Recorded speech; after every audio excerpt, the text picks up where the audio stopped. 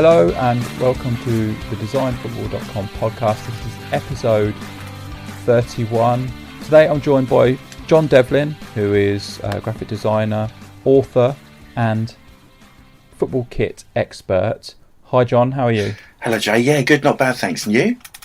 Yeah, not too bad. Congratulations on the release of your new book. Thank you very much, appreciate that, thank you. True Colours, International Football Kits, an illustrated guide, is that correct? That's the one, yep. Okay, well, we'll certainly be talking about that a little bit later on.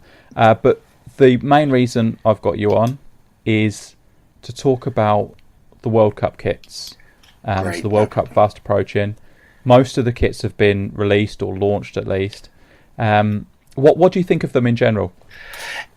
I wasn't bowled over originally, but the closer I find with so many new kit launches, the closer you look at them, the more you're exposed to them. You actually think, actually there's some brilliant ideas going on here. And when you flick through them, there's some really good stuff. But there's also a little bit of a deja vu going on here as well. And not just from the Adidas collection, but a lot of the designs you think, oh, okay, it's not much of a move on from before, but there's still some good ones out there. Yeah, Nike in particular, they've got a sort of progression. I suppose all football kits run like that, but this sort of progression with this vapor thing. Yeah. And they're just tweaking the designs. So I noticed not a World Cup kit, but the Manchester City kit for next season is like a combination of the last two home kits. It's quite a strange thing. I don't know if you've noticed that, but yeah. I thought that looked pretty good, the City one, but it's interesting with that template because there's some slight variations. I noticed the France kit's got like a little button on it as well, hasn't it, on the neck? There's some different things going on. I'm not quite sure how that fits in with the Nike master plan.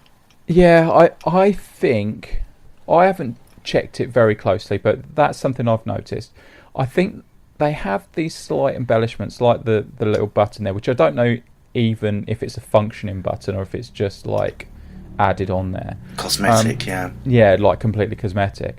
I don't think, because the Nike kits for the last 3 seasons have really been developers' kits rather than kit designers' kits. Yeah. So that's the way I take them anyway. So they are, the developers say, what is the best football kit that a football team could wear with the maximum ventilation and performance technology, all these buzzwords. Yeah. Mm-hmm. And then it's embellished mainly through sublimation by the kit designers, so the next department along, which isn't necessarily always in that order, because the kit designers will work out where seams would be a lot of the time, but this seems, or it's a combination of the two teams working together, developers working with the kit designers to say what looks good and what will be the best to play in as well.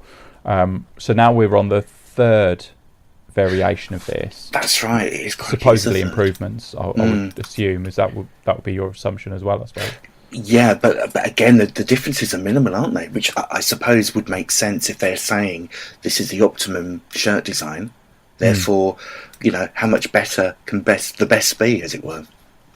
Yeah, and also there's the worry that if they've put so much time and money into it, as they'd have us believe they have, in order to make this football kit that they give to everyone, which as a principle is fantastic. It says all of our clients, we won't shortchange anyone. Everyone's going to have this excellent kit that we've discovered, in effect, that will make you play a lot better. They might now get to a stage where they go, well, actually, we were right a year ago and we can't improve it any further. And then that's when change comes in for change's sake. And that it might be to the detriment of the performance technology, maybe. But it feels. Sorry, Jay. I'm just going to say, it feels sometimes like Nike are almost on the brink of something fantastic here, or a disaster, because it depends on how this then works out. With every blank canvas going to every team, you're quite right. What's the next stage? How will it then progress? One criticism I would have is that when you look at the shirts And for me, the shirt design starts, the foundation of a shirt design is with the collar. When they are all the same and they're all very slick and trimmed back, then where does the shirt go? Do you know what I mean? So if the basic construction is the same and the badge and the Nike swoosh placement is the same, what changes? And that's when I'm worried if we're going to get into a slightly stale situation there. I don't know. We'll see. Yeah. I don't think you're going to struggle to argue that having a flappy collar on a shirt is going to improve the performance of the players. Exactly. So and that's for us as people who just watch or look at the shirts or buy the shirts or wear the shirts in the pub or whatever it is.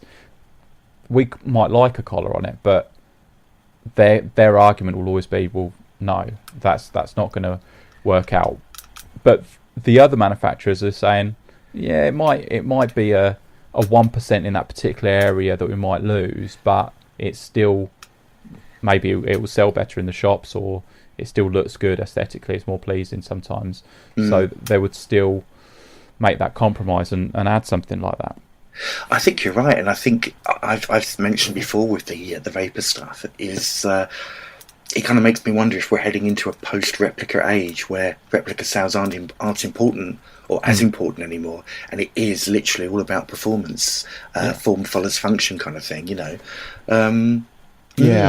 Very interesting. I've suspected for a while that the amount that these brands are paying the big clubs, the Man Uniteds and the Real Madrids and so on, to make their kits, I don't know to what extent they get it back, and whether it's more like a sponsorship deal to say this is the exposure we need, and then we'll create all these other products which will sell, so trainers and tracksuit bottoms and all this kind of thing. So we don't necessarily need to see the full returns on the football shirt sales. We just need our brand out there and on like the Ultra HD TV screens and all this. Yeah. So then it's increasing our profile, and we'll get the money back through sales of other things, which must have always been an element of making football kits for football teams, but maybe more so than ever now. Could well be, and of course then we can lean back to the official description that you often see, technical sponsor. You know, we'd call it manufacturer design, but the official is the technical sponsor is Nike, Adidas, whoever. Yeah. And we also know that putting a logo on a shirt does not necessarily mean that they are the manufacturer. That can sometimes be a separate deal anyway. But that's good point. Quite tangential. That. Okay, let's quickly go through the World Cup kits that we know of, because not all of them have been released. A lot of them are leaked, and I don't know which ones of these are leaks and which ones are official releases. But let's start with Group A and start with the hosts, Russia. Now, the Russia home shirt is like a retro thing, isn't it? Now, you've just done the book. Did they ever wear that design originally? I don't think their first team actually ever wore that. So see, they've worn the reverse as an away shirt, according to a book I've got here. Yeah, I've got a feeling it was their Olympic shirt. I'm not of the, was it 88 Olympics? I'm not sure now. Yeah, so I have a feeling it was their Olympic shirt there, which I didn't cover. Okay. But it's a template that was. It's actually, I believe it was a Climalite 2000 template. So one of the first instances of Climalite sort of high tech fabric coming out. Yeah. Portugal wore it, and a few other teams as well.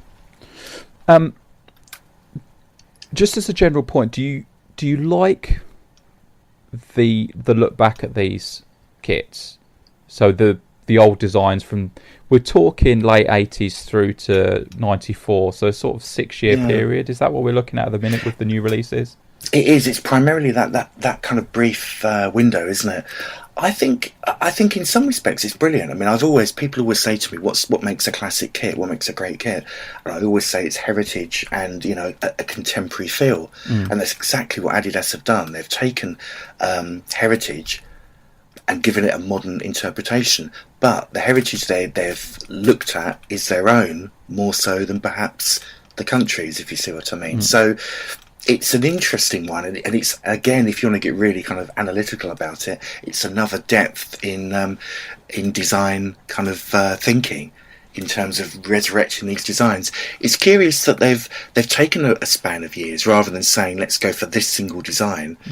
and they've chosen, I think this new Scotland home has the famous Dutch kind of geometric pattern on the front. It's, that influence is coming in. So it's not always shirts that the teams have worn previously, but it's certainly a very strong theme that they're going for. Although, of course, not every team has that aspect with the new shirts. No, and the Russia away shirt, I believe, is one that they've gone for one of these like patterns. I think it's like a mix of dots and squares and things. Is that right? That's right. And again, it's maybe we can talk about that more when we look at the Nike stuff. Is that there is definitely, I feel, a hard line now between home and away shirts, possibly more distinct than ever before. And there's almost a different approach for each design sometimes. Okay, so continuing in Group A, moving on to Nike for Saudi Arabia. I don't really want to talk about these. I think the home is green and the away is white, or vice versa. So it's very, very plain. Not a lot going on. Even the sound wave thing that all the shirts have got on the sleeve, I didn't even notice that with the Saudi Arabia kit. Okay. So that might be the only thing that really makes it unique in any way. It's incredibly plain. And it's, I don't know about you, Joe, I find it really funny that, considering this is a real strong aspect of virtually every single Nike shirt at the moment, the firm itself aren't making a big explanation of what that Soundwave business is all about, really, are they? Have you found that? I haven't seen like the marketing talk about it. No, I remember Umbro had it on a Manchester City shirt, didn't they? They had a Soundwave in the background, which was meant to be Blue Moon or something. I think Soundwave of Blue Moon playing.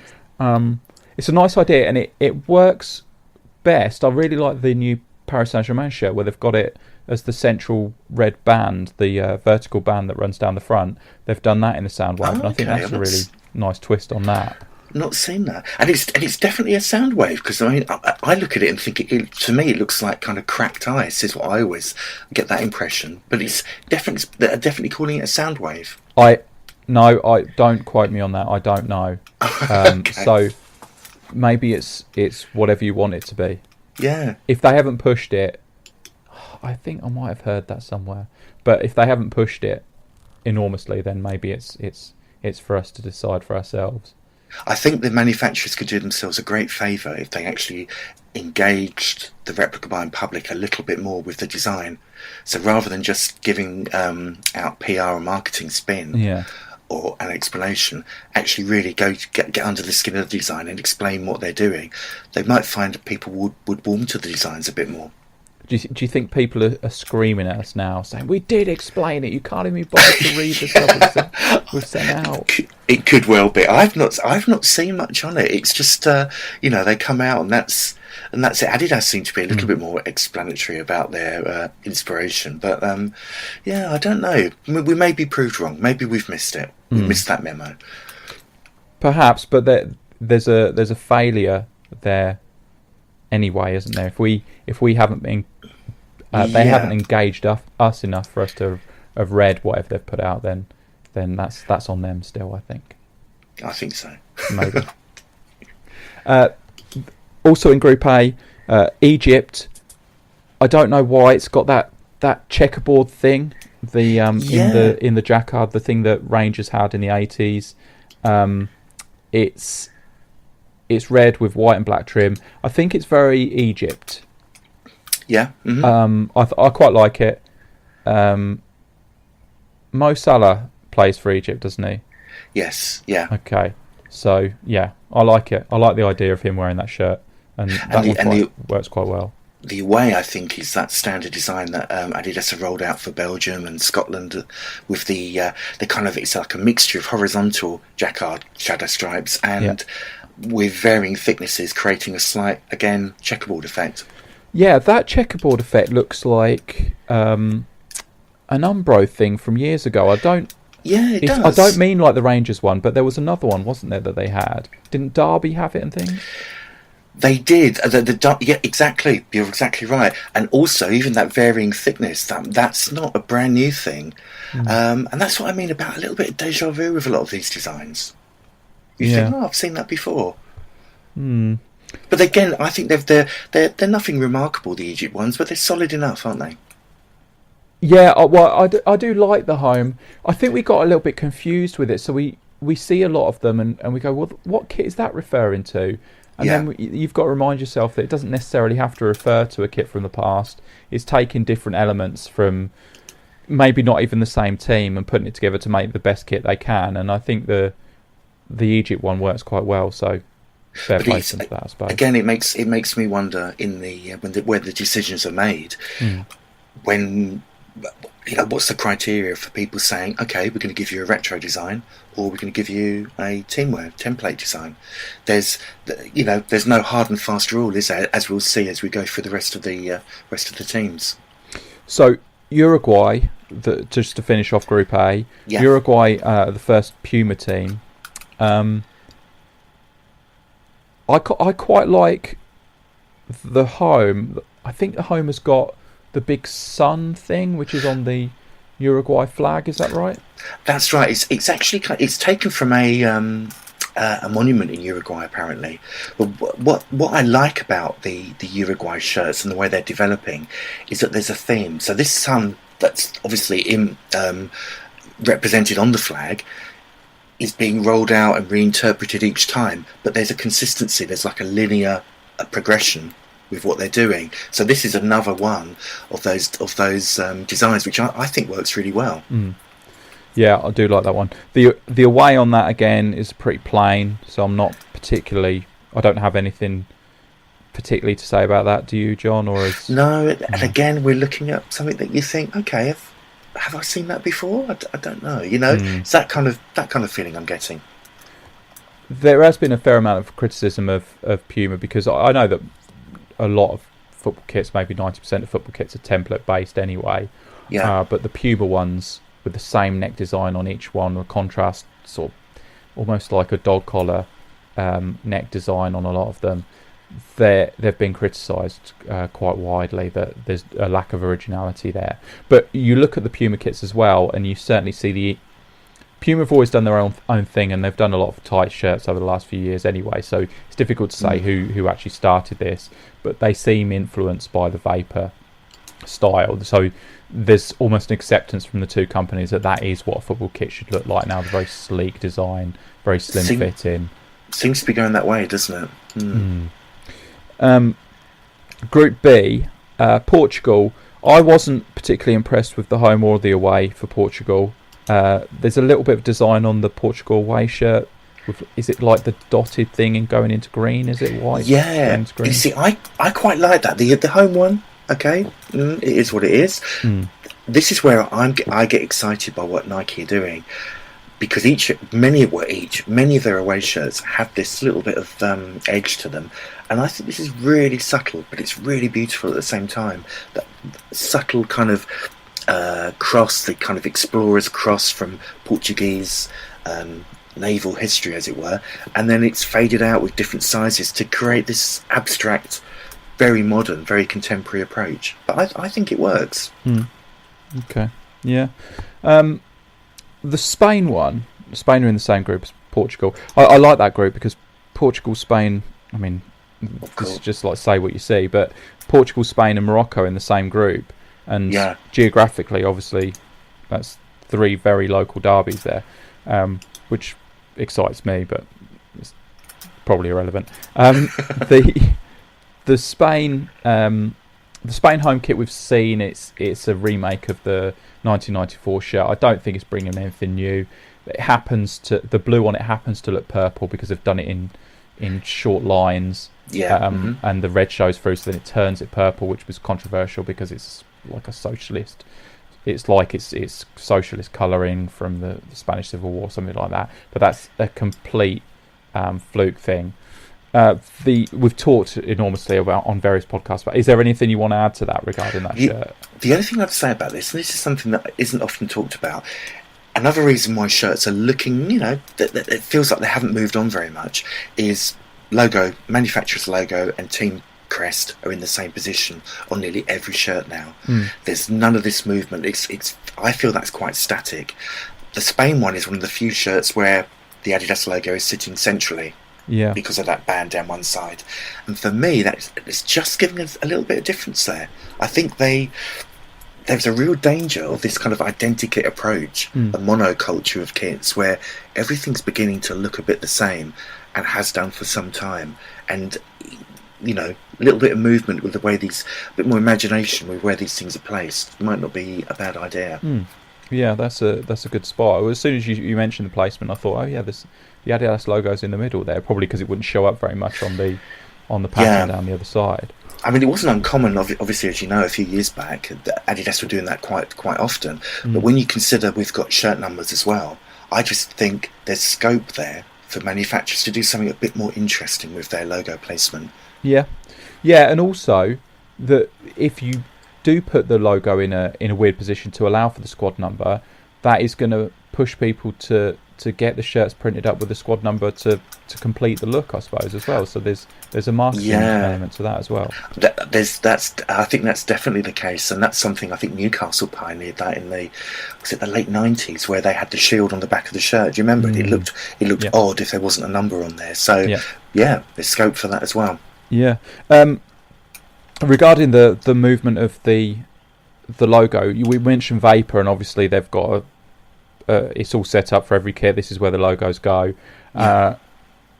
In the Australian A-League, or the A-League, they have a sponsor, I think, or the competition branding on the chest, so they do move the swoosh to the centre on those shirts. Oh, okay. So that's an allowance that there is for that.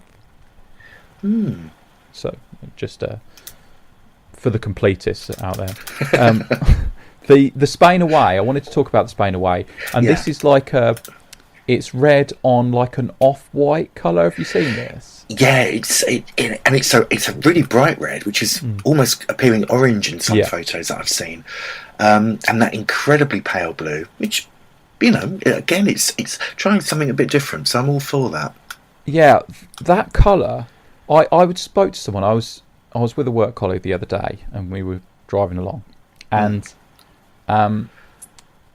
we saw like a Golf, like a VW Golf. I know absolutely nothing about cars, and he said that colour of that Golf, that's an extra $3,000. I said, wow, there's an extra $3,000 to have it in that colour, and I said, it's white, and he said, no, it's not white. It's this slightly off-white with a tint of blue. And I've seen it on 2 other football kits as well. I think Chelsea had it last season. Yeah, something maybe very Everton similar as well.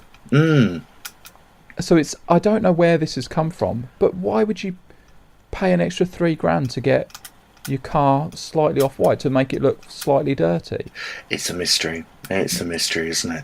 Well, but what I find really funny with the Spain kit is that the shorts are white. So it's kind of actually, does it work? Does it not? I'm not sure. The shirt, I think, looks good, and I like that reinterpretation of the classic Dutch geometric design on the front there. I say Dutch, of course, other sides wore it as well. But the shorts are white, and it feels like it's not. The difference isn't quite enough, but clearly it's deliberate. Yeah, there's been a bit of that recently with the shirt not matching the shorts perfectly, particularly with Adidas, I think. Whereas really? Nike went the other way and have started making shorts in exactly the same material as the shirt, so there's no differentiation at all. But Adidas have gone the other way. Morocco also in the group, as I mentioned. We've only seen the away shirt, and it's that new template that looks like the Admiral England 82 thing. And even then, I did a little bit of research on this the other day. Some Moroccan news people are saying that there's been such uproar about this design that they've pulled it. And I don't know if that's true, whether I'm gossiping hideously there, but there's huge mystery about Morocco, and funny enough, Iran as well, who are in the group too. But it's a real mystery about what's happening with their kits. I don't know why you would, because I quite like that template. Maybe because it's a template.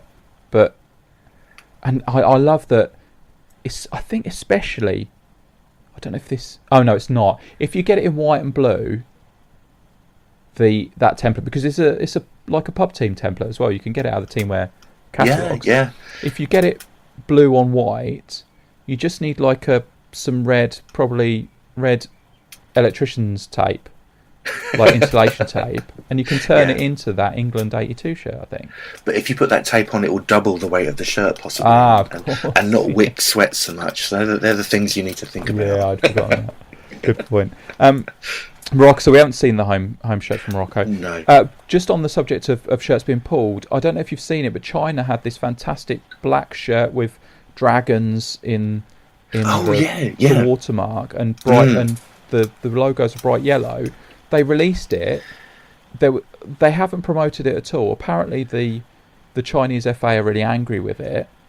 Angry with Nike for making it, apparently. And it went on sale and it sold out immediately. This is something I've heard on one of the websites you might hear these sorts of things on. I don't know how much truth there is in it. Interesting. It was brilliant as well. I really wanted that one, and apparently it's gone. What is it? A cultural thing? Have they made some cultural faux pas? Yeah, I did they get Prince Philip to design it? I mean, what's happening? Well, there? I spoke to Angelo Troffa the other day, and we talked about he's done some Japan designs where it's just like the flag, so it's a white shirt with a red circle in the middle of it, and it looks really good. But I just wonder if these things look good because we're not so au fait with the culture, but to someone from these, I'm using Japan as another example. I'm not grouping China and Japan together, but if you're actually from the country, maybe when these designs are shown and they're popular with people elsewhere, you have a completely different take on it. I don't know what point. If it was I remember how I felt about when Nike released the original like Mariniere away shirt with the stripes, and that was. I knew you were going to say that. It's a similar kind of scenario, isn't it? Yeah, and I was kind of offended. I like it, and it's something I would wear, but I remember just thinking, it's too easy. French stripy jumper, like whether that's actually getting into what the culture is or not, or whether it's just your stereotype of what French people are. I remember we had a conversation at the time about it, and I mean, I loved it. It's one of my favourite ever shirts, I have to say. But again, is it a kind of it's not a black and white thing? Is it like another countryman's view of that culture, which can be incredibly patronising? So certainly, and when you look at some of the smaller nations where they have a very strong culture that maybe we don't always appreciate, there is a danger that we'll get it wrong. But as I know with these companies, they do tend to do that research very thoroughly, and will really try and get under the skin of what makes that country tick. It's surprising that it's got to that stage, to release stage, and then the Chinese FA have gone, well, no, we're not allowing you that. It's you just think Nike would just show a trail of emails showing that it's been accepted several times, and something doesn't feel really right happy to with me. it. Something doesn't feel right about that story. We'll see what happens. No, it could just be rubbish, but I don't own that shirt, so there's the main problem I have. I haven't marked anything down for Iran. I'm not sure if the shirts have been actually released yet. Have you got? No, nothing on them. But it's interesting, as we have nothing to talk about for them. It's a very red group, isn't it? I think every team there has a red home shirt. Yeah. So it's going to be. I've got a feeling there might not be some clashes, but I think even with the aways, there might be some, red and whites bandied about there. Okay. All right. Group C. We've just mentioned France. Yeah. The home shirt we've mentioned earlier. It's got the little button on the collar. Yeah. It's got the sound wave thing down the sleeve as well. Do you know what? Every time I refresh my page and I see that shirt appear on a different page, my opinion changes. Sometimes I love it. Sometimes I think something's not quite right and I can't put my finger on it. But it's it's. I don't know, Jay. Yeah, I'm mixed. I have a mixed opinion. I should love it. I don't quite know why I'm not.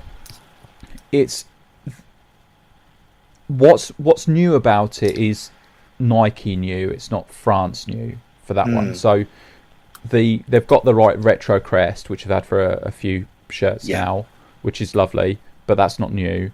They've got the button on the collar, and they've had that before. I think they've had like a granddaddy type look to at least one shirt that they've released over the last few years for France. So all they've brought to the table that's new is not related to France. It's related to Nike in the Soundwave thing. So it's fine. I don't have a problem with it, but it's not something I can get particularly excited about. And yet it should be. It should be, shouldn't it? When you look at it, you think, "Hang on, we've got this, the zigzag Soundwave knit pattern on the sleeves. We've got the French flag running down the inside.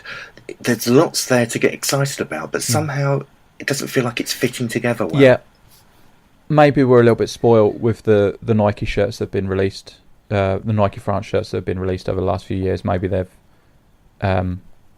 been so good that should it be the royal blue again, do you think, or are you happy with the navy? No, I quite like it dark. I think yeah it works with the stylings, so the crest like that, I think it works. It has a better look, but yeah, I'm sure they'll tone it down on the next one. Okay. Yeah. The away shirt has the coloured flecks on it. I did like it originally when I started seeing the leaks, but it doesn't really excite me now. Does it do anything for you? It's like I don't mind this. I'm quite a fan of Nike's away stuff this year. But it's bringing back memories for me. I don't know about you, of that England, the first England shirt after the 2009 one, where they had the little Peter Saville crosses on there. Oh yeah, it's got that kind of a feel to it. That kind of slightly random arrangement. Yeah, it's I don't know, Jay. I don't mind it.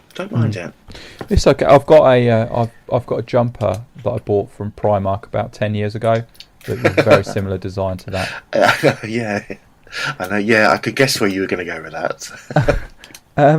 I literally do. I'm not saying that. It looks like one you could buy in Primark. I've literally got it. Australia in that group as well. Yeah, I quite like the home. The home's got the design on the sleeves. Yeah, exciting. I think that's where we start to see the idea of this Nike shirt working, by giving everyone the blank canvas and think, right, here we go. What can we embellish it with? Something that's got some kind of meaning. And there is some meaning to this, isn't there, as well? Is it supposed to be waves, a sea of gold, apparently? Oh, Have you heard that story? I thought it was mountains or something. I might be wrong. Do they have mountains in Australia? They're talking about, apparently, the game where Australia qualified for the 2006 World Cup. And the captain at the time issued a statement saying, "Let's create a sea of gold," and that's what this is supposed to be representing, like a battle cry. But again, it feels quite, not a tenuous story, but it feels. Is that really a good enough story for the inspiration here? I think we'd kind of be satisfied with it if there was no story, because it looks good. Yeah. So I suppose even if it's. We keep on saying retrofitting, but I don't know if it necessarily is. But if they come up with something and then they tweak it once they've got the narrative, I'm not really going to complain about that. I don't think. I personally don't need a concept for every shirt design. If it's real, if it's strong, then great. But I don't think every shirt needs it. No, the away for Australia is the dark green with the weird sash that seems a little bit low, and it's done with like two coloured paint strokes. Do you like that one? It's okay. Yeah. I'm really struggling to get my head around a lot of the designs, because again they seem to be, it's almost as if they're all coming from the same stable in a way, both Nike and Adidas. The same designs, the same basic feel, with these varying thicknesses of line and the way the colour works with them. So there's a kind of a, there's a similarity there, I feel. Do you know what I mean? Yeah. Things are going to be tied in together through the same brand anyway, I suppose. but I feel there's a crossover between the stylings of many shirts at the moment. Yeah. Peru, you have to really go some to design a bad Peru shirt. And I certainly Yeah. don't think Umbro have done that. I think they've done brilliantly for Peru over the last few. Oh, in fairness, if you look at some of the Peru shirts from the late 90s and early 2000s, they're horrendous. Yeah. So you can actually do badly. But Umbro have been great with them recently, I think, personally, and I don't think these are exceptions. I think I think Umbro have been very strong with virtually all their South American jerseys. A lot of the domestic club sides as well. I think if people in the UK saw more of those designs, I have a suspicion we'd see more Umbro in Premier League. Yeah, quite possibly. I think I mentioned I spoke to Andrei Trofa the other day, and in one of his little magazines that he releases, he put a Peru shirt in there, and that's possibly my favourite one. That he used Umbro as the manufacturer on that as well, I think. Oh, okay. And that would be the definitive Peru shirt, in my opinion. It's interesting with this one as well, is that they've got those little gold tapings there, which was an Umbro motif from last year that I don't believe is carrying on this year. I think, for example, Derby and I think West Ham had it as well. So that's interesting that a new design has a slightly older design flourish there. Yeah. What do you think of the thickness of the sash? Should that be bigger? No, I think that's about right, isn't it? Do you think it's a bit slim? Do you? I think it's a little bit. It's going to sound like I'm name dropping here. I don't mean to be. When I was at TalkSport on Friday, Paul Hawksby was saying there that he felt the sash needed to be much thicker, much deeper. And certainly, if you look at the late 70s Peru shirts, they were a bit more substantial in that department. But I don't know. The away shirt is. I think is it a reverse? It's not an entire reversal, I don't think, but it's a white sash on red, isn't it? That's right. Slightly different Umbro diamond taping device there used, but of course. Yeah. I like the away. I think that works really well. The Denmark are also in that group now. See, Hummel recently came back for Denmark, and people were looking forward to these kits, thinking that they might do a reimagination of the 86 kits.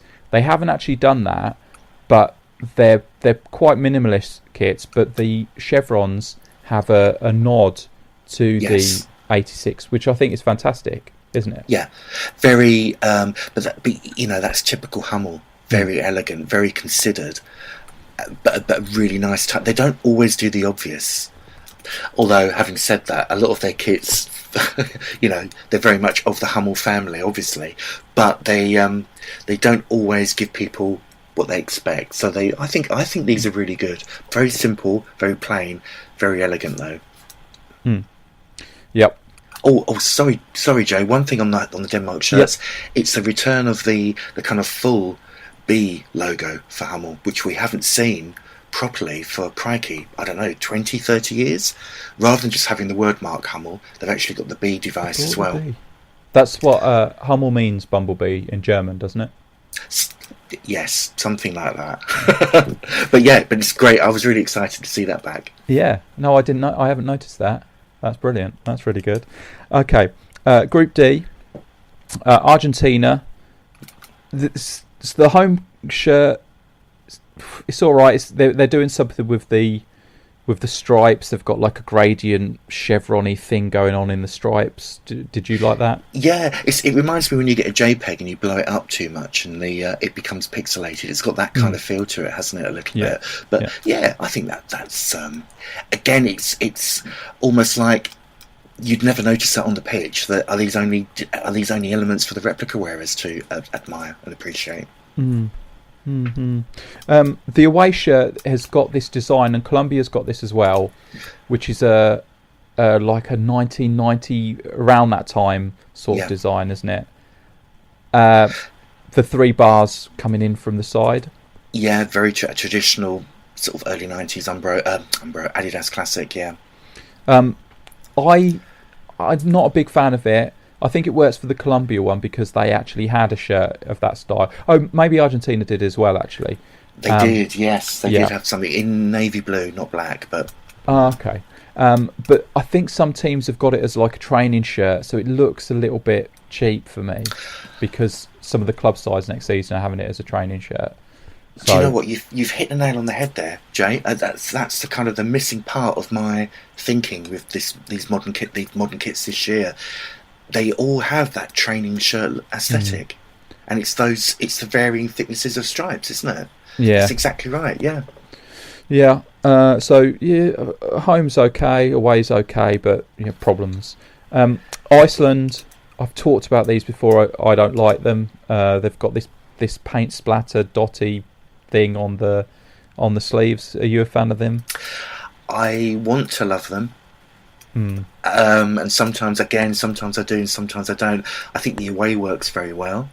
They've got a nice. I think is there a third shirt as well? I don't know. There's been talk about that too, but it's great to see a smaller brand in there. That's what I like to see. An Araya shirt or Area shirt there as well at the World Cup is really important. But I think they're okay. Yeah, lots of okays, aren't they, with this World Cup? we're not sort of infusing, but yeah. I think they've got one in blue, one in white, and one in red, and maybe the red's the goalkeeper shirt or something. But I'm not overly impressed with them. Croatia, they've made the checkerboard thing on the home shirt a little bit fuzzy, and then the away shirt is black and blue. The checkerboard thing again. I'm underwhelmed by those. Yeah, the away I think is very attractive. The Croatia home, it's a difficult one to get really excited about because it's always going to be like that, isn't it? It's always going to be that checkerboard. But the away I think works well. Yeah. I think that's another one. The away is maybe one of these. People will buy it because it's unassuming. Maybe it doesn't. You're not going to see someone wearing that from a long way away. It feels, doesn't it, sometimes with these designs that in the same way that a shirt now has so much kind of visual, I'll use the word clutter on it, there's lots more influences behind a shirt design. There's a lot, there's different thinking behind what it needs to look like, what it needs to do. Are Nike taking into account the replica wearing market, or are they not? So I know what you mean. I mean, that's a very easy shirt to wear casually, isn't it? The Croatia away. Yeah, you're not going to offend anyone with that. Nigeria.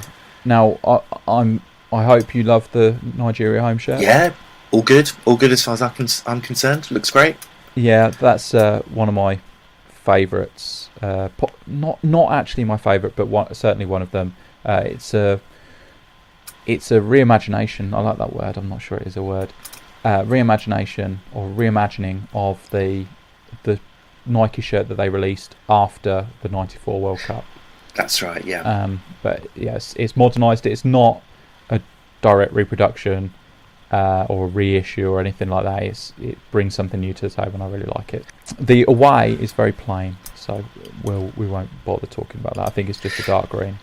But then again, we've seen this home and away. It's almost like all the eggs are in one basket with all of these kits from Nike. That they can't go overboard too much on both. So one will always be a bit tamer. Yeah. And it also caters for everyone, doesn't it? If you can't wear that sort of shirt anymore, but you still want to show your support for the team, and you prefer something slightly more understated. I'm not sure that's how to phrase that. I knew what you meant. Then you could go with the away. Okay, so Group E, Brazil, one of the favourites for the tournament. The home shirt, I thought, is very Brazil-like. So it's got a nice classic look to it. I quite like the socks on that one. The shirt has the sound wave, whatever it is, on the sleeves, and it's just nice, quite balanced. Would you agree with that? I think it's fine. I think it's hard to get. Do you know what? It's really hard to get really excited about a Brazil shirt, but it's also really hard to get offended by one as well. They're just always what they are. I know there's been a little bit of talk about matching those shade of yellow perfectly to the 1970 World Cup. I don't know if that's true, but with all of these Nike home shirts, there's this subtle, really subtle design on the front that I've not yet quite got to grips with. A kind of aerated fabric, tonal stripes, horizontal. I'd love to see exactly what that design is. The away I quite like. It's got like a isometric star around the crest. I quite like that one. One of my favourites of the whole tournament. I love that shirt. I love it. I think it's exactly what Nike should be doing with these blank canvases, as I call them. Yeah, exactly. They all have such limitless potential because they are blank canvases, like you say. So something like that is realising that potential. I agree. And I much prefer seeing the tonal shapes rather than stripes. I think those thin stripes, for me, and it's going to sound like I'm being really picky here, but for Adidas and Nike, they don't often feel like the right thickness. The Argentina away shirt's a good example. I think the lines on the black lines on the side panels are just a little bit too thick. Okay. I feel. Yeah, so it's almost a crude way of doing it. Yeah, kind of. Yeah. I don't really want to talk about Switzerland because they're pretty plain as well. Did they stand out for you? Well, do you know what? I mean, again, we're looking at this standard Puma approach to their World Cup kits, and with all due respect to Puma, it is kind of difficult to get really enthused about these. But the Swiss one does have that really beautiful map topographic shadow jacquard pattern that I think is a really lovely little design. Okay, I really like that. Yeah, all right. Costa Rica, these plain ones again. Quite plain. We've got a what would you call that? Like a geometric kind of. I don't know what you'd call it. It's very clearly something done in Illustrator, the Adobe Illustrator, right. But it's that's the only very subtle adornment. Okay. Serbia. So the home's very plain again. So it's another Puma one. The home's very plain for Serbia. The away has a stripe of the flag running, kind of turned 90 degrees and then elongated running down the front. Is that right? Yeah, something like that. But it fades out at the top and bottom. Yeah, that's quite a nice one. I quite like that one. Yeah, something a little bit different. But the again, Puma are almost interchangeable. You could see the Swiss and the Serbia home shirt as well. There's, it's finding the little aspect that makes it unique, I guess. Group F, Germany. Obviously, this is one of the more higher profile releases anyway, and obviously because of the design is revisiting the 88 Euros and more pertinently the Italia 90 design. What do you think of what they've done with it? I think it works really well. I think it works well. They've again, we've seen these lines. So it's got a slight training wear feel to it. It's not being rude to say that. It has got that approach. Doesn't appear to be very slim fitting, does it? They've definitely moved much further away from the tech fit designs from a few years back. So it's got a kind of it almost got a retro fit to it as well. But it looks great. What are your thoughts? Yeah, they've got this. I think that is probably one of the ones where the shoulder. So the torso material, the seam actually goes over the shoulder slightly. Yeah, but there's a couple that do that. Yeah. So most of them obviously have a traditional seam. These ones have got shorter sleeves but a wider torso fitting. Yeah. So it's a slightly different fit, and I think a lot of the new Adidas releases have a longer back as well, so like a tail on them. Okay. Which is it's a new look they're going for. So obviously it falls straight, I think, is the approach. So it's probably quite fitted on the chest, and then it falls straight after that. I quite like it. It's always going to be second to the original design, so because it's derivative. If this had been released before the original design in Italia 90, then this might seen better, and obviously you can't do the colours anymore with the flag because of regulations, that kind of thing. But yeah, it's all right. The away doesn't excite me at all. That seems very Adidasy in the worst way. So that you like it? You like that? I'm quite a fan. Yeah, I think it works well. It's a very cleverly constructed shadow pattern on there. I love the colours. I think the tones of the colours are spot on. So yeah, one of my favourites, that one.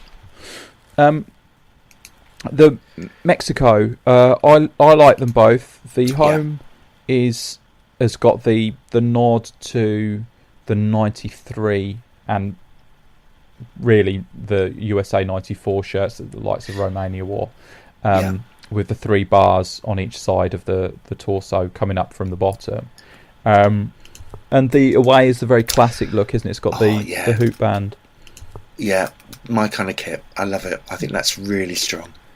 Yeah, you can do that every few years, can't you? You can do something that just nods back to a retro kit. Yeah, well, actually, it's what they have done, which I think is quite nice as well, is that they've got the red, and we're looking at deeper shades of green and red here with several of the teams. But by having red shorts, that again is a nod to the kind of late 70s, early 80s period of that kind of kit. Yeah. Okay, well that's a good one. The Sweden one's great. The Sweden home looks very much like the Italia 90 shirt. Is that the one it's based on around? Excuse me. It's possibly the neckline is similar, but the actual diagonal pattern probably takes its influence from the 1990 shirt that Sweden wore. Yeah. That actually, I refer to it in my book as the diagonal brickwork shirt, and I defy anyone to come up with a better description than that. I'm sure there is one, but actually by 1990 that template was a little bit old hat by then. So. But it's great. I mean, Man United had it as well, Ipswich. But it looks great. I think the diagonal sort of stripe design. I love the Adidas stripes under the arms, down the seams of the shirt. Looks great. So very good. That one's a winner. And then I think the away is another one of these. I call them Adidasy, but it's using that checkerboard thing with the dots again. Yeah, created again, as I say, by 3 thicknesses of stripe there. Yeah. That gives that pattern. Well, I think this is actually. I love that template. It's so simple but so flexible, and it works great on with the Sweden colours. Again, the shade of blue is just right. South Korea, the home doesn't really do much for me. The away, I love that one. Did you like that? Again, it's the same thing, isn't it? Yeah, very, very plain home. But the away one, a little bit of flair, a little bit of almost it looks like distortion, doesn't it? When your TV used to go on the blink, it's got that kind of feel to it. Whether that will, I can't see this extending much beyond this, so I don't know where these designers will go from that kind of style, but it works well on this shirt. Yeah, I think it's the yin yang thing off the flag, isn't it? It's that sort of. I think it's like a distortion of that. Yeah, I think I read somewhere about a tiger pattern as well. I don't know if that's true, but. Group G, Belgium. What are your thoughts on the Belgium kits? Oh well, the one it's based on is one of my all-time favourite shirts. Primarily the away version. I think this is great. I think it's masterfully done, and that Argyle design, the gradiated diamond pattern, is woefully underused. So I'm a big fan.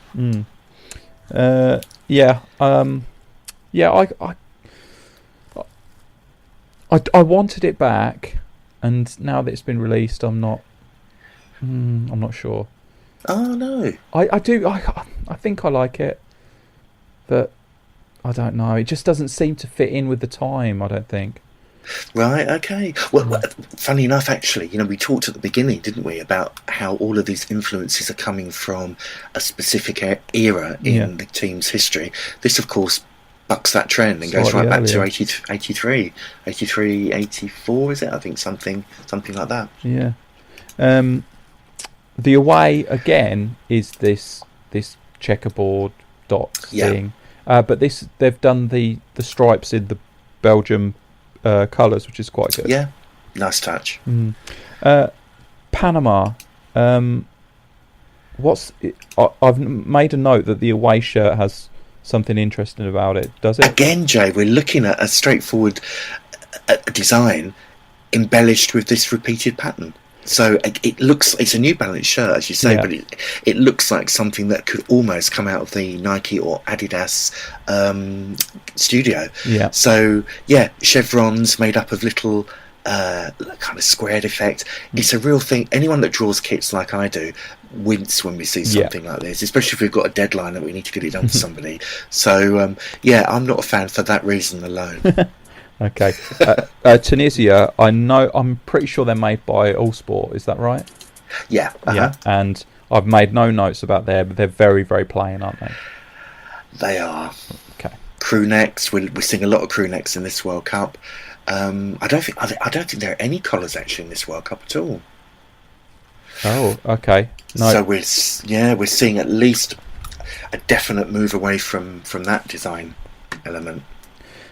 England, what do you think of these? I think they're good. Yeah, I think they're good. I think we've gone back to traditional colours, and it feels a bit perverse to not give people what they want. I don't always like that. I think if people are crying out for traditional colours, let's give them it, you know. Yeah. So I think there's just enough difference. We've got a little bit of red trim on the neck, which is something again that most of Nike's Vapor teams haven't got, that extra design element. But yeah, seeing the blue shorts back, nice red squad number on the shorts as well. Interesting move. But as we said before, I'd like to see something a little bit different with that Nike logo placement. Something, shake it up a little bit. Yeah. It has to be said, and I will always say this, that the away shirt I don't understand. They seem to have gone for exactly what they went for with the last World Cup away shirt, with the sort of sublimated and barely noticeable cross thing. I don't know why they've done that. Yeah, I think, crikey, you could think about and talk about this all day, couldn't you? What's going on? These subtle themes that are coming in and kind of overlapping a little bit. And we're seeing that again. Umbro always went very bold with their patterns and their designs, whereas now lots of repeated patterns, but they're all quite subtle. And the England one here is a typical example. I wonder if that should have been bolder. Could have been, couldn't it? Yeah, I don't know. I think if it's red on red, you'd think they'd be able to get away with it. I don't know. Yeah. The tonal stuff's, I'm not saying it's been done to death, but it's certainly been around for a little while now. What I'd say about the home kit is it's immediately recognisable as England, which wasn't necessarily the case with the previous kit. So that's something. That's an important factor. Yeah, an important factor. I quite like the Group H, final group. I quite like the Poland kits. They've got like this like semi-Monaco style diagonal thing. It works, doesn't it? I think again, Poland are one of those teams that you think, oh, okay, every year, but actually this time I thought, wow, yeah, this is an interesting. It's tonal again, so we're looking at ever such subtle variations of colour shade, but it's something a bit different, and I think it's it works. Yeah. Senegal, I quite like these. These are Puma, but they've got the sublimated, very intricate lions. What are they? Lions of Terenga or something along that. That's right. Yeah. I quite like these. I think I think that works quite well. I love all of Puma's African shirts. I think they're always really exciting to see. Yeah. Colombia, we mentioned they've gone with that retro design. It's okay. It's too modernised. I liked it the way it was. I like the old shirt. But when you try and bring an old design forward, I don't think it's intricate enough. To tie in with what they should be doing for a team now, with everything they know about design nowadays. So I think it maybe looks a little bit not really of this time. The away, I like the colours of the away, the darker blue with the orange, which nods to kits of the past anyway, the orange. Similar pattern to the Spanish kind of side panel, but flipped around. I see that it looks like there's only 2 sort of diamond arrangements there rather than 3, but different cut on that shirt as well, apparently. Have you heard that? Oh really? Oh, I hadn't heard that. No. On the authentic version, they've got like the we talked about the lower backs you mentioned earlier. This is one of those ones where it has that, so the sides are raised a little bit higher and curved down, curved up at the sides and down at the front and back. But again, only on the authentic ones, not the sort of cheaper replicas. Okay, I don't know if I'd want that anyway. I might prefer the replica version of that anyway. Japan. The home kit is great. It's got the like chainmail. That's the samurai, isn't it? Yeah, it's supposed to come from that. I couldn't quite see exactly where it's come from, samurai armor, but apparently it does. So, yeah, but I love it. I think it looks great. That's quite a nice one. My favourite shirt of the whole tournament is the away shirt. I think that's fantastic. Oh, really? Again, we're looking at this really almost off-white again, more of a grey than a blue, but it's incredibly subtle, isn't it? Yeah, but I think they've really done something new with those 3 bars across the shoulder as well. That's taken an old element but really refreshing it. And you can imagine that template working with lots of colourways, and even I'd be interested to see what it looked like with solid bars there rather than that tonal value. But it's really, hopefully we'll see a few more of teams wearing that style and see what else, how far that it can be pushed. I hadn't actually thought of that it might actually been.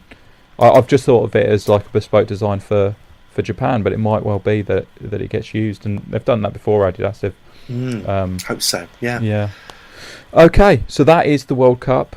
That's all the kits that we know so far. A lot of references to the past in there as well. Yeah. And that brings us on to your book, which I've just bought. Tell us a little bit about it, how it came about, because I remember when you first came on this podcast, I asked you if there would be a True Colours 3. And this is, in effect, True Colours 3, isn't it? It is, yeah. I mean, it was something that was suggested to me last year. I was approached to do an international version. I think I mentioned before, my original, ANC Black, who published the first books, are part of Bloomsbury, who are publishing this one. But they first approached me many, many years ago to do an international version. And at the time, I didn't think it could be done to the standard that I would have wanted it to be done, because there just wasn't the research material there. But when they came to me last year, a quick look around made me realise that with the amount of higher profile shirt collectors online, people talking about kits, people drawing past kits, that it was going to be possible. And I'm delighted that it has proved to be. It's been hard work, but hopefully we've got as many kits as we can find for each country. They won't all be in there, I'm not going to say that, because there'll always be 1 or 2 that will be missed. It's the nature of the beast, but hopefully there's enough there for people to get excited about. Yeah, I've literally I'm looking through it as you're talking there, and it is fantastic. And I haven't found a missing shirt or anything like that just yet. I'll get back. I thought that's where this was going. But the shirts that I didn't know existed. Okay. It's wonderful. I don't want to give too much away because everyone should buy this book, so I don't want to talk too much about it. But I'll be entirely honest, and I've said this to you before we started recording. I was looking forward to this for so many years. And then when it was released, I didn't immediately go out and buy it. I don't know why. I suddenly, maybe because it was the thrill of the chase or something. And once it's been released, it's like, okay, well, I'll move on to the next thing then. But I went and bought it, and it's amazing. It really is like holding True Colours 3. I didn't expect it to be laid out in such a similar way to the True Colours books. I thought it would be different. We looked at several ways that it could be done, but really, so many people like that simple style. There's no point kind of breaking that up. And because the book's so dense, I mean, if it's got more kits than True Colours 1 and 2 combined, and was put together in half the time. So make of that what you will. But it's a very dense book. So I think if we went for a looser layout, there'd be real danger of it becoming a mess. So we had to keep it very structured. And do the kind of double-decker approach, which meant for a little bit less text, but which was a shame, because some kits, it's hard to kind of find the angle on them, but some of them have such great stories and such great memories that it's almost a shame we have to cut the description a bit short. Yeah, I haven't been reading it just yet, so I mean I always say that people should read True Colours 1 and 2 like a novel, and just start at the beginning and just get into it, and then you start to see the patterns between the different teams if you do it that way. So when you're halfway through the book, you'll remember, oh yeah, Aston Villa had a kit like that, and it seems to tie in. But I'm not reading I'm just looking at the pretty pictures at the minute. It was always just something that needed to come to fruition, because obviously you do these so well and it's so recognisable. That was the thing about it. The front cover, because it hasn't got the shorts and socks on it, I think that maybe that threw me a little bit, and that's why I thought the inside might be a little bit different. But when you open it up and you see those very familiar layout of the not so much the layout of the type and everything, but the shirt and shorts and socks combination like that. It's the cover wasn't. I didn't. The publishers handle covers. I didn't have anything to do with that. Because the covers are so important, that's taken on by the publishers. But I think what surprised me so much is it's tricky with international, because believe it or not, there aren't always as many stories there. You haven't got a story of a sponsor. You've got certain countries where really, for example, if we did a Swiss section, Switzerland aren't in the book, they would effectively just be wearing the latest template design all the way through their history. So you start to see lots of overlaps there. What surprised me is that the sub-stories that come out, for the fact that, for an example, the USSR and Russia, the sheer number of kits that they've worn. Yeah. Because USSR didn't have a specific kit deal with Adidas. It was almost, let's wear whatever's hanging around. So timelines were all over the place, which was an absolute nightmare to try and pin down. And that's why I feel as long as it tells a story through the kits, it can't accommodate every single possible change. Yeah. It would just be too difficult, and it would become a dull read as well. But also teams like Italy, where in fact they've only ever really worn blue and white, and there's the integrity of the FA, the federation there, is so apparent throughout all of their kits. They didn't even have manufacturers' logos on until 2000. It's extraordinary. So there's lots of little stories that pop up there, and it's fascinating to see how countries' cultures are represented as well. Yeah. Sorry, I'm looking through it now, and some of the things I'm finding are unbelievable. One thing I did like, the little bits of nuggets of information are great.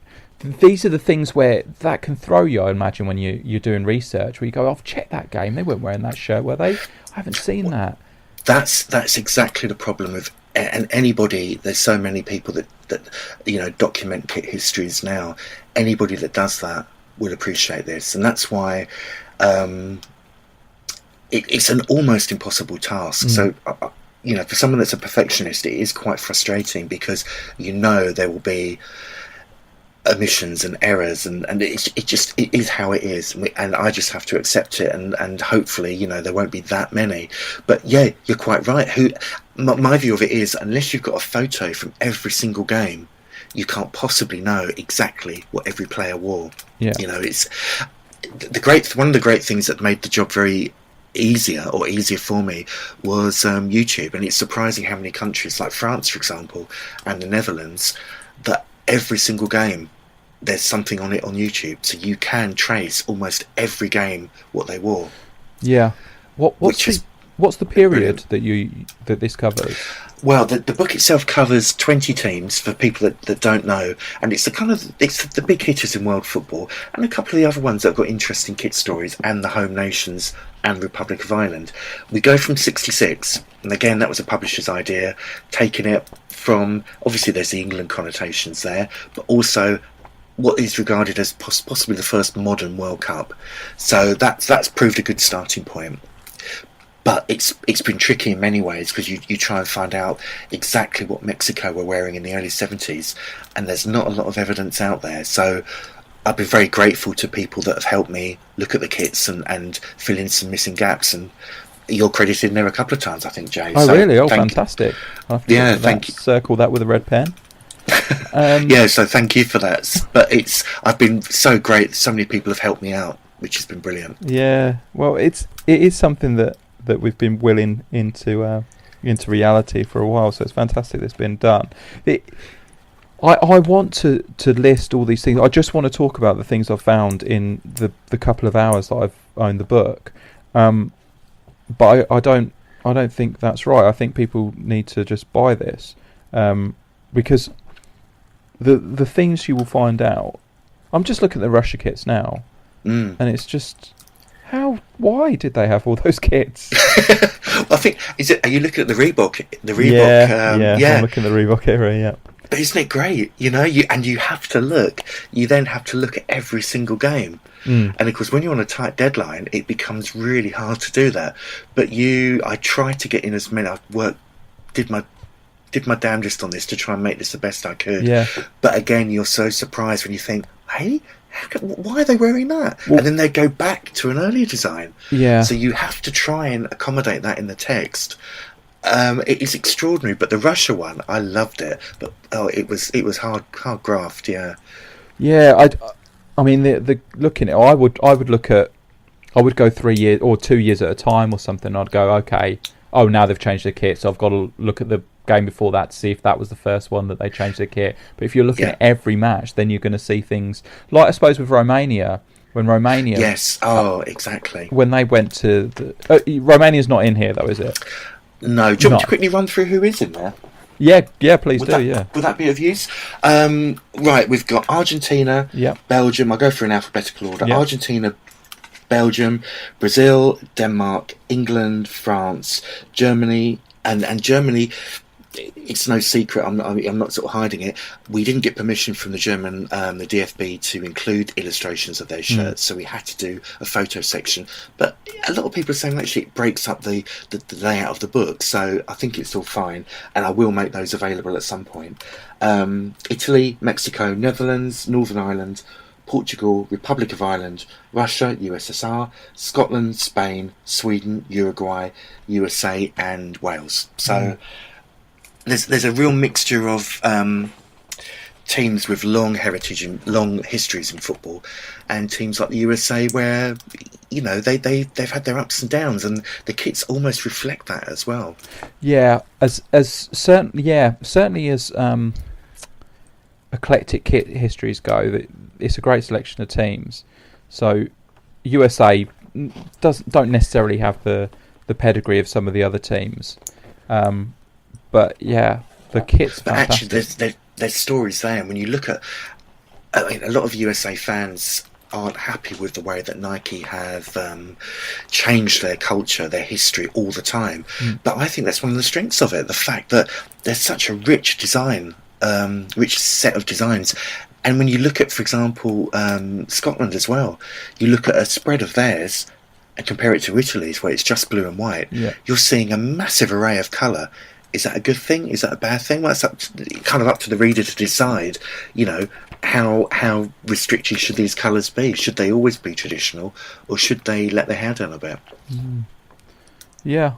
It was, again, as we mentioned earlier, for the fan of football kits not connected with the country. So you mentioned the USA fans will be angry with Nike for changing the colours and the design so many times, but it's great for us. We don't definitely. We don't have the same investment in the same way, but we get more kits and more styles of kits, so that's great.